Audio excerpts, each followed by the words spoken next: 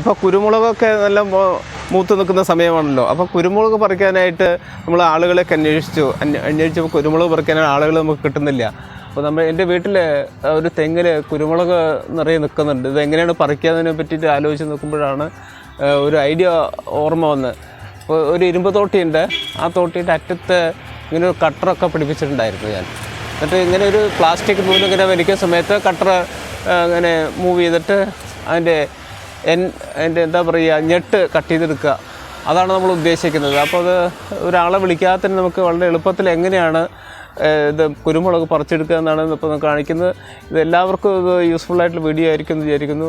ഇപ്പോൾ വീട്ടിൽ 5-10 തെങ്ങുകളിലൊക്കെ ഇത് ഉണ്ടെങ്കിൽ നമുക്ക് ഒറ്റയ്ക്ക് തന്നെ ഒരു 10 അടി 15 അടി ഉയരത്തിൽ തോട്ടിയുടെ വലുപ്പം അനുസരിച്ച് നമുക്ക് പറിച്ചെടുക്കാനായിട്ട് സാധിക്കും. അപ്പോൾ ഞാൻ അതിൻ്റെ ഒരു ഡെമോ കാണിക്കുക എങ്ങനെയാണെന്നുള്ളത്. ഞാൻ ഇപ്പോൾ ഏതാണ്ട് ഇതെവിടെയൊക്കെ പറിച്ച് ഇട്ടിരിക്കുകയാണ്, അവിടെ കൂട്ടി വെച്ചിട്ടുണ്ട്.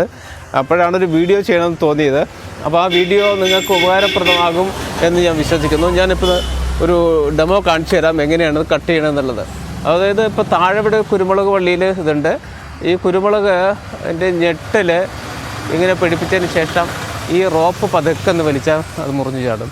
അപ്പോൾ ഇത്തരത്തിലാണ് നമ്മളത് മുറിച്ചെടുക്കുന്നത്. വളരെ യൂസ്ഫുള്ളായിട്ടുള്ള ഒരു വീഡിയോ ആയിരിക്കും ഞാൻ വയ്ക്കുന്നത്. ഞാൻ ഒന്നുകൂടെ കാണിച്ചു തരാം അതെങ്ങനെയാണ് കട്ട് ചെയ്യുക എന്നുള്ളത്.